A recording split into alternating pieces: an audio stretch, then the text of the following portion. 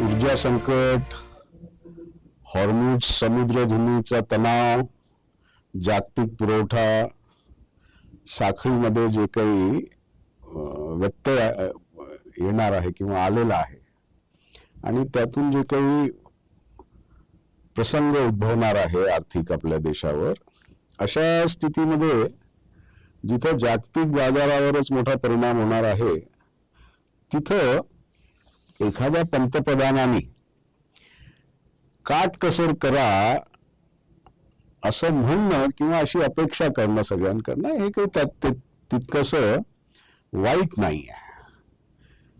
पण नुसतं शासनाला एवढंच म्हणून नाही चालणार. तुम्हाला जर का ऑप्टिमम काटकसर, ज्युडिशियसनेस ज्याला म्हणतात, तो ज्युडिशियसनेस तुमच्यामध्ये यायचा असेल तर तुम्हाला तंत्रज्ञान आणि बाजारपेठेचं स्वातंत्र्य आवश्यक आहे. कारण काटकसरीची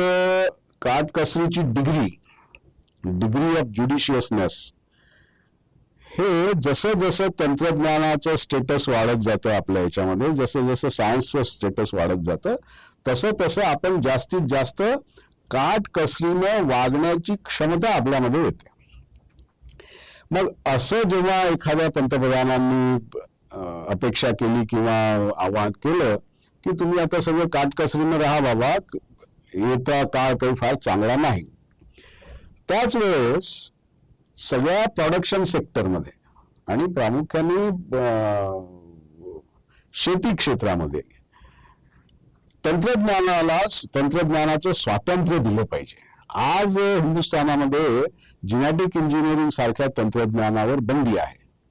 पण जेनेटिक इंजिनिअरिंग सारख्या तंत्रज्ञानाचा जर का तुम्ही अवलंब केला तर पंतप्रधान म्हणतात त्या पद्धतीने तुम्हाला काटकसर करता येईल, खास करून ऍग्रिकल्चरल प्रोडक्शन सेक्टरमध्ये.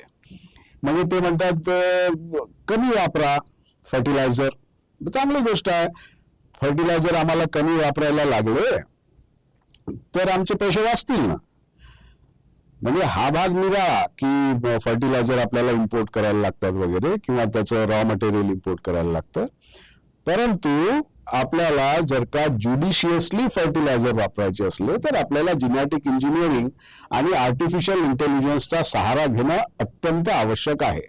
ह्या दोन गोष्टी जर का सगळ्या प्रोडक्शन सेक्टरमध्ये आल्या, खास करून ऍग्रिकल्चरच्या, तर पंतप्रधान म्हणतात त्याप्रमाणे आपण फर्टिलायझर कमी वापरू, हिंडणं फिरणं कमी करता येईल, त्याच्यामध्ये काही प्रॉब्लेम नाही.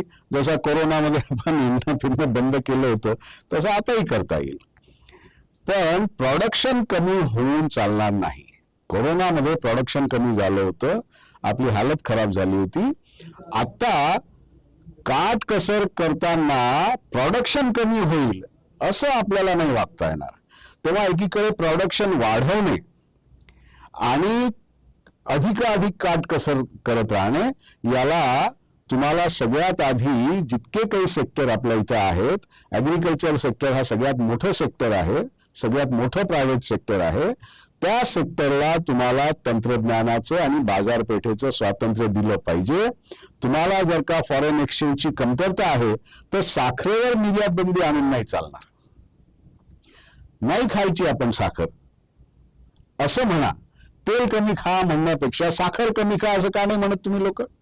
म्हणजे त्यांनी म्हटलं पाहिजे की तुम्ही साखर कमी खा आणि प्रोडक्शन लेवल्स आपल्याला वाढवून घेतल्या पाहिजे तंत्रज्ञानाने. तेव्हा पंतप्रधानांच्या या आव्हानामध्ये मी अजून एक गोष्ट सामील करतो की त्यांनी सांगायला पाहिजे सगळ्यांनी साखर कमी खावी आणि जेणेकरून आपण साखर एक्सपोर्ट करून काही फॉरेन एक्सचेंज मिळवू. अशा पद्धतीचं आपल्याला या पद्धतीने आपल्याला गेलं पाहिजे असं मला वाटतं.